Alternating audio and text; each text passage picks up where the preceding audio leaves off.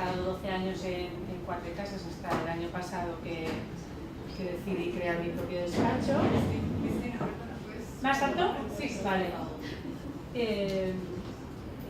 Repito, pues soy Cristina Nieto, soy abogada penalista. He estado 12 años en el Departamento de Penal Económico de Cuatrecasas hasta el año pasado que decidí crear mi propio despacho.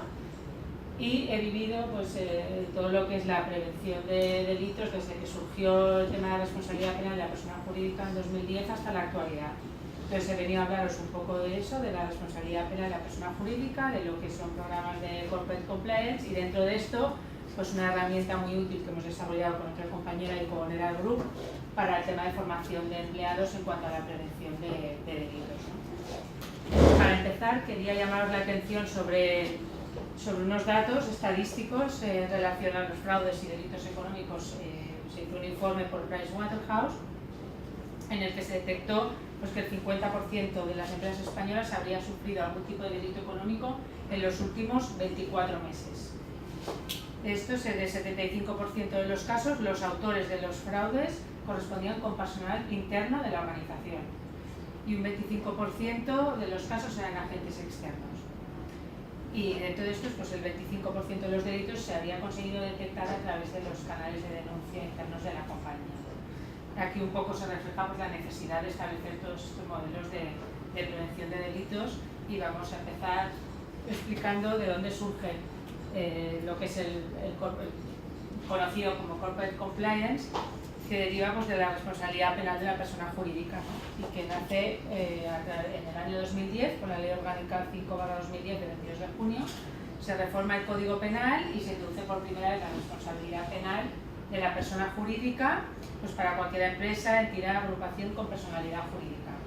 Y la responsabilidad penal de la empresa es independiente de la persona física, ¿vale? Hasta 2010 la empresa solo respondía económicamente, vamos a decir, o sea, era un responsable civil subsidiario y respondía de los daños y perjuicios derivados del delito que cometiera la persona física, pero penalmente solo la persona física podía ser responsable del delito. En 2010 esto cambia, entonces se establece un sistema de numerus clausus, es decir, la empresa solo responderá de los delitos que están concretamente establecidos en el Código Penal y se establecen unas penas propias para la empresa que son bastante graves. Las multas pueden llegar hasta 9 millones de euros, se puede acordar la disolución, se puede acordar la inhabilitación, la intervención, clausura de locales, suspensión de actividades por hasta un plazo de 5 años, con lo cual estamos ante realmente pues, una amenaza grave, ¿no? También os quería mencionar por la responsabilidad de los consejeros propiamente, que está establecida en los artículos 31 y 31 bis del Código Penal, en la Ley de Sociedades de Capital que se ha reformado también, y bueno, luego hay unos criterios en la circular de la Fiscalía General del Estado, en los que se les otorgan estas facultades de gestión, de supervisión y de control de los riesgos, ¿no? Que son indelegables. Entonces vamos a ver, en cuanto a esta responsabilidad de la persona jurídica, cuáles son los casos en los que puede incurrir en responsabilidad. Pues en primer lugar, por los delitos cometidos por administradores, representantes legales, miembros u órganos con facultades de decisión, organización y control en beneficio directo o indirecto de la entidad. Aquí comentaros que es suficiente con que la acción ya esté orientada al objetivo de obtener el beneficio, aunque este beneficio no se consiga, y que en cuanto al beneficio no tiene que ser puramente económico, sino que se admite también pues, que sea un ahorro de coste, un beneficio estratégico, reputacional, algo intangible, ¿no? Y es posible además que se haga a través de un tercero interpuesto. También os quería llamar la atención en que obviamente se tiene que producir un beneficio para la empresa, es decir, si hay un trabajador que se apropia del dinero de la empresa para su propio beneficio, obviamente aquí la empresa es una perjudicada y no habría una responsabilidad penal.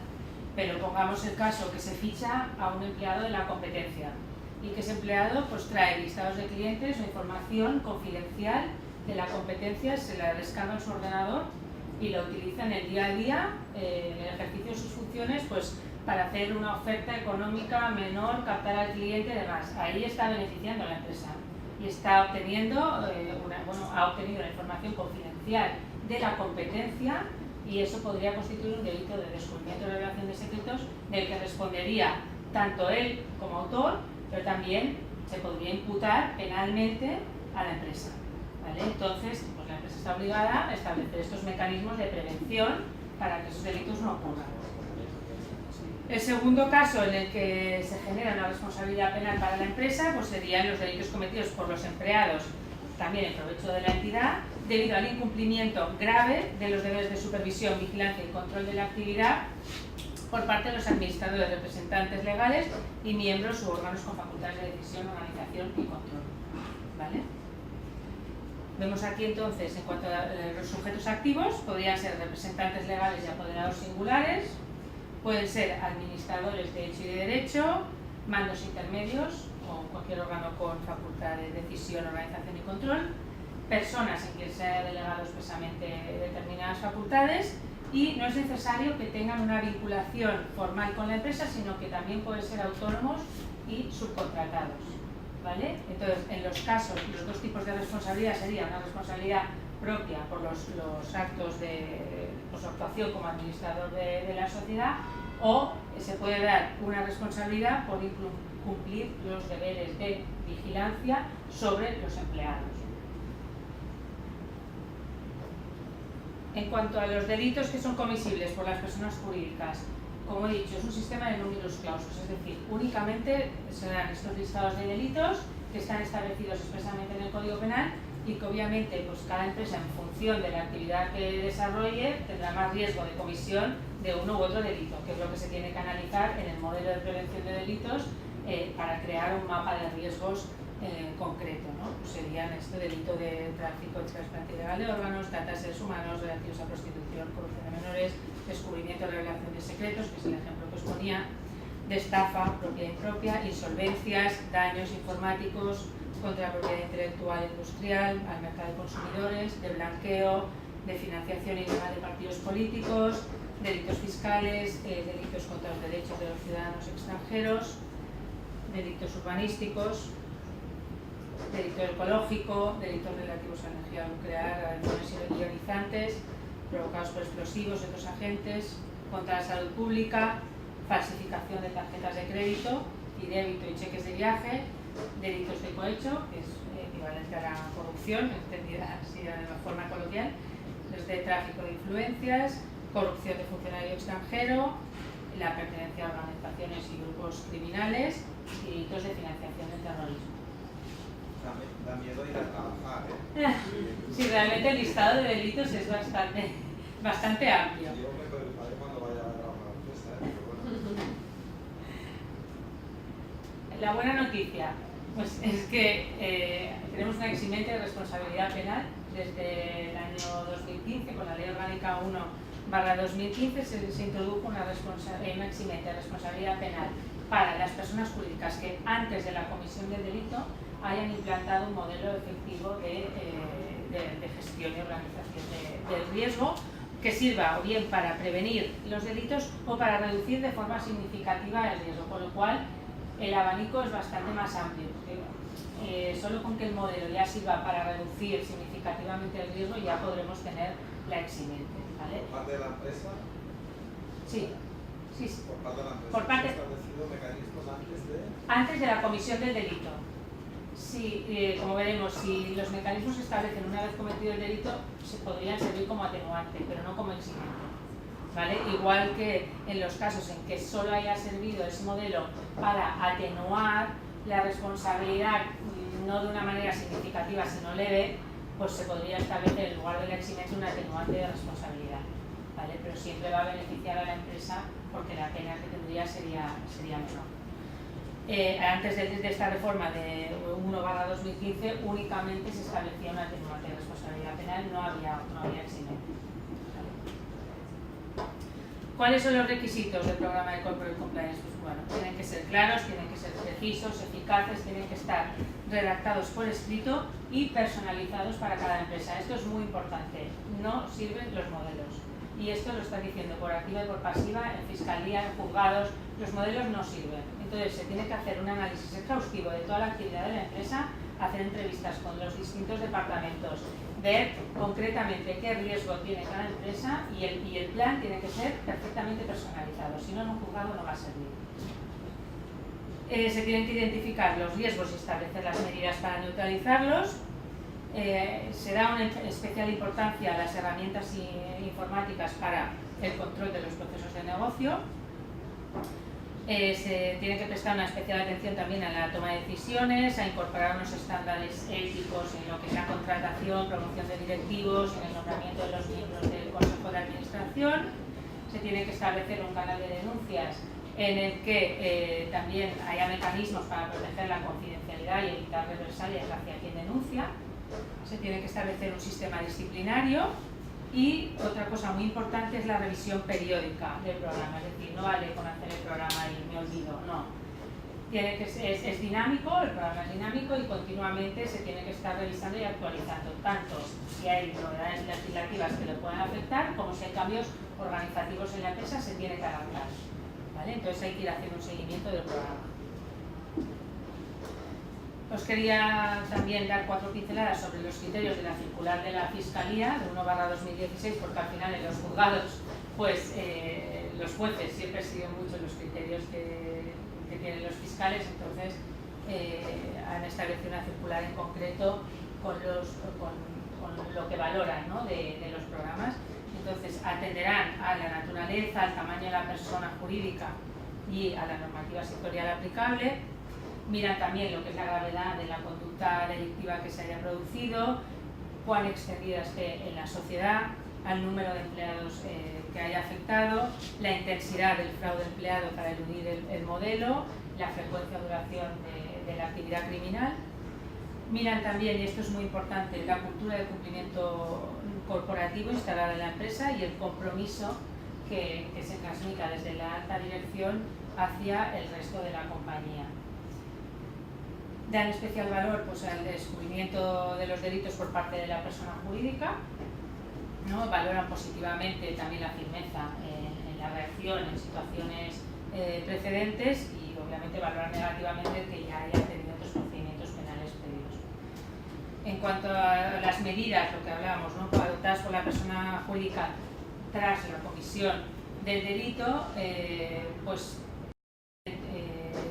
serviría como atenuante, si bien no serviría como eximente, pues el tema de haber adoptado medidas disciplinarias contra los autores, la revisión del programa para detectar irregularidades, lo que es la reparación del daño, la colaboración activa con la investigación, todo eso se tendría en cuenta para atenuar la responsabilidad penal de la empresa. Y ya por último os quería hablar dentro del tema de la responsabilidad penal de la empresa y los modelos de prevención de delitos, una herramienta informática que hemos creado con el Group para prevenir delitos, porque al final lo fundamental es trasladar la cultura que tenga la empresa de tolerancia cero frente al delito, y la forma de trasladarlo es dando formación a los trabajadores, no hay más, y es esencial la formación a los trabajadores porque es la forma de poder acreditar que la alta dirección se preocupa porque se extienda todo lo que es la cultura ética de la empresa a todos los trabajadores. Entonces, nos hemos creado una herramienta muy útil con Francesc y todo el equipo, que es un programa online que es interactivo, que es ameno, pues eso, para desarrollar, implementar y evaluar la cultura ética empresarial en materia de prevención de delitos y asegurar esa formación a los empleados.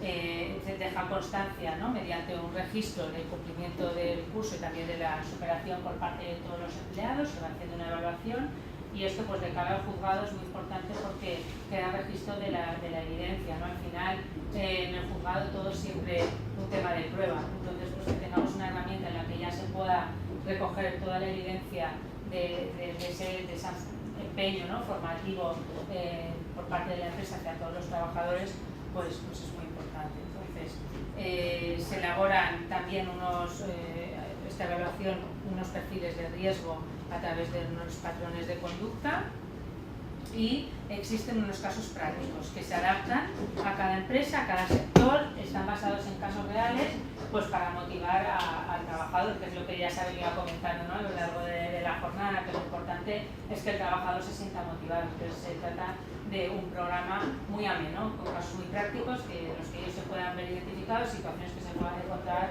en el día a día, ¿no?, y pues que se haga de una forma muy interactiva, muy práctica. Ese es un modelo también adaptativo, ¿no? Cada perfil accede solo a los módulos que le son aplicables, porque obviamente pues no será lo mismo la formación a un alto directivo que la formación que se dé a un empleado de base o a alguien que esté en fábrica, que también se tiene que formar, ¿no? Al personal de fábrica pues tiene unos riesgos u otros en función del perfil, y con esta herramienta pues se adapta a cada perfil y se le da la formación que estrictamente necesita. Es un modelo predictivo porque anticipa las áreas donde puede haber riesgo. En función de los resultados de las evaluaciones y de cada perfil, pues se puede detectar donde pues, la gente está más concienciada o menos, o más formada o menos, ¿no?, y donde puede haber ahí un riesgo. Se trata de 6 horas lectivas bonificables, se realizan en tan solo 2 horas, incluyen pues, la teoría, diccionario, casos prácticos, ejemplos, foros en el aula, evalúan a cada participante y queda registro de la realización del curso, pues eso en todas las pantallas y en ejercicios. Está dividido en bloques, serían por módulos. El primer módulo se hace una introducción de lo que es la responsabilidad penal de la persona jurídica. En el segundo módulo ya se entraría en detalle lo que son los bloques de delitos en concreto, y en el tercer módulo pues se explica lo que es la responsabilidad, se traslada al empleado lo que es su responsabilidad en cuanto a la prevención del delito, cuáles son las consecuencias en las que puede incurrir y cuáles son los mecanismos que tiene para denunciar todas estas irregularidades a la empresa y su obligación de denunciar todas las irregularidades. Entonces, bueno, yo como sé que vamos mal de tiempo, no me quiero alargar más, pero estamos a vuestra disposición con Francesc para si tenéis dudas o queréis ampliar información en cuanto a esta herramienta informática o lo que es un modelo de prevención de delitos en general, lo que queráis. ¿Tenéis alguna duda? Y una duda solo. Sí. La empresa, eso le aplica. La administración pública también. Es decir, un trabajador de un ayuntamiento o de un hospital o de la sanidad, ¿eso también le aplica igual a la administración pública? Hay una excepción en las entidades de derecho público, pero hay que ver exactamente eso, la composición, porque hay algunas que son mixtas y tal, pero en principio si son entidades de derecho público quedarían fuera. ¿Vale? Ya lo han hecho expresamente también, se han cubierto el legislador y ya han dejado fuera las entidades de derecho público. Sí, has explicado diferentes leyes, modificaciones. Sí. A nivel de empleado, es un lenguaje más entendible, ¿eh? Sí. Por ejemplo, la empresa lo que hará es intentar cumplir la ley y intentará realizar una serie o un curso específico sobre prevención de delitos, primero para informar al empleado, pero también para eximirse la responsabilidad de no informar, ¿no? Sí. Vale. Sí. Eso es necesario. Sí. Vale. ¿Qué pasa? Que el empleado lo puede recibir como diciendo, a ver, no, lo digo porque al final las leyes es como siempre, auditar, controlar la persona. ¿Qué sensación tiene? Porque oye, ahora la empresa me manda a mí a hacer un curso de prevención de delitos, de penal, de constancia, coño, venir a trabajar es un riesgo, ¿no? Y creo que lo que se va a trabajar, aparte de que es muy importante poder garantizar la información de que las personas lo han realizado a través de la herramienta informática, creo que también es importante intentar enmarcar esa acción formativa, porque si no el empleado puede tener una predisposición negativa. Si no hace, pasa algo, por ejemplo. Bueno, a ver. ¿Está obligado? Había que ponerlo como una obligación, porque realmente... No una obligación que establece la empresa, sino que establece una ley que le obliga a la empresa a tal. Quiero decir que es importante cómo se da un mensaje para generar una predisposición positiva, siempre, que no tenga una sensación de de que, oye, al final la empresa se exime de cualquier responsabilidad si mi jefe me dice, oye, has de utilizar esta información que tienes de otra empresa y tal, y coño, me lo ha dicho mi jefe, o sea que al final, y encima me piden que... Pero él lo tiene que denunciar eso, entonces es trasladarle también la importancia y que él sepa los mecanismos que tiene para denunciar eso. Sí, si su jefe le está induciendo a cometer un delito, lo tiene que denunciar y tiene que saber qué mecanismos sí, pero tiene. si lo hace, por ejemplo, en el código ético de la empresa, el código ético es del departamento de auditoría, calidad, lo que sea, que está lanzado por la dirección, al final se tapa una cosa y la otra. Me refiero que sí, muchas auditorías, muchas consultorías externas que auditan y tal, después al final el fraude existe y todo existe. Luego, independientemente de esto, que se establezcan mecanismos de control legalmente regulados y todo, es sobre todo el empleado, la persona, cómo se le transmite este tipo de acciones formativas, pues eso no genera otra reacción negativa o de encima me pide tal, o sea, es una sensación que creo que el empleado también hemos de ser sensibles hacia la persona, ¿no? Sí, que a veces nos movemos por protocolos y todo. Aquí tengo un dato interesante para todo esto. Ahora esto lo habrán hecho unas 6.000 personas ya. Y en las organizaciones que se han puesto tal, nos dicen que estos son los índices más altos de satisfacción. En realizarlo. La persona, cuando hace el índice de satisfacción del curso, lo valora muy bien. ¿Por qué? Porque lo que está hecho un poco a partir de la necesidad de la persona, porque también el curso enseña a la persona a ayudarle a no cometer un delito. Poner un ejemplo, ¿no? Para una constructora, que hemos aplicado eso a una constructora. Oye, estás licitando un contrato público de una autopista o de, no sé. Oye, invitas a cenar al alcalde y tal. ¿Eso lo harías o no lo harías? Pues la gente dice, hombre, pues sí, no pasa nada, ¿no? Hostia, has incurrido en delito, eso es cohecho. Estás ayudando a la persona, porque la persona, si no sabe que eso es cohecho, lo va a hacer y va a tener un problema. Entonces la gente lo valora muy bien porque se siente identificada como es una buena medida para saber lo que realmente se puede hacer o no. Bueno. Aparte que él mismo puede incurrir en un delito, es que no es solo para salvar a la empresa, es que es independiente de la responsabilidad es para de la él, empresa que la suya, o sea, son cumulativas, con lo cual, que como bien dices, es la forma de trasladarlo y bueno, y es un tema de cultura que en España cuesta y cuesta instaurar, ¿no? Pero al final esta cultura de prevención yo creo que cada día es más fundamental. Y cuando te lo miras, todas las empresas y organizaciones que licitan eventualmente y tal, claro, miras un poco el detalle y dices, cuidado, ¿no? Y cuando haces una licitación y pones ahí, o sea, que hay cosas que dices, hombre, pues míratelo con calma, ¿no? Porque son, si más no, susceptibles, ¿no? Una pregunta, entonces, esos contenidos, el paso previo ha de ser que han de estar adaptados al caso, es decir, se hace un modelo de prevención de delitos y una herramienta para trasladar todo el contenido del ese modelo. curso, sí. el contenido se volcará, no es un contenido genérico. No, es específico también, está adaptado a cada empresa y a cada sector y con casos, el tema de la motivación también se consigue pues con casos que sean muy reales y que les afecten mucho en la día, ¿no? Con eso, pues por eso, que sea ameno, que sea entretenido y no solo un rollo teórico. Pero no es obligatorio como riesgos laborales.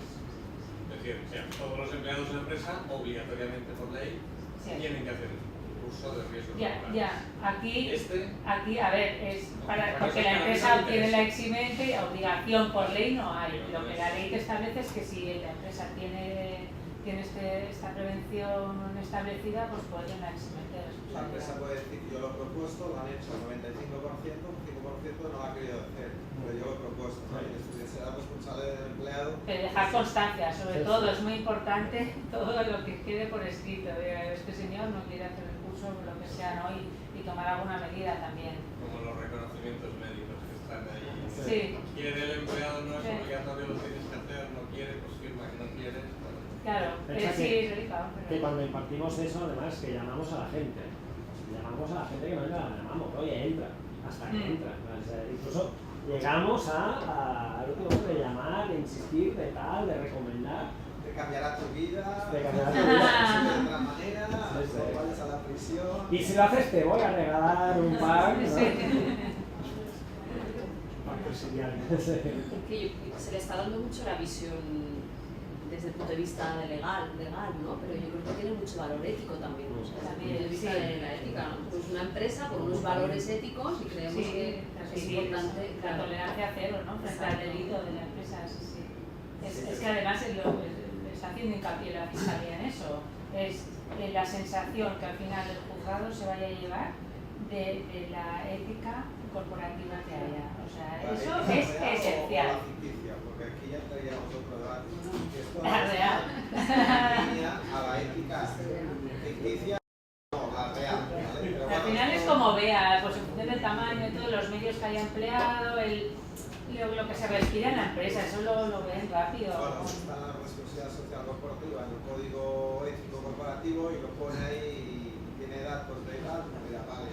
Pero la realidad es otra, pero bueno, esto sería otro debate y otro día para criticar constructivamente y ser un poco más pragmáticos, la de, como decía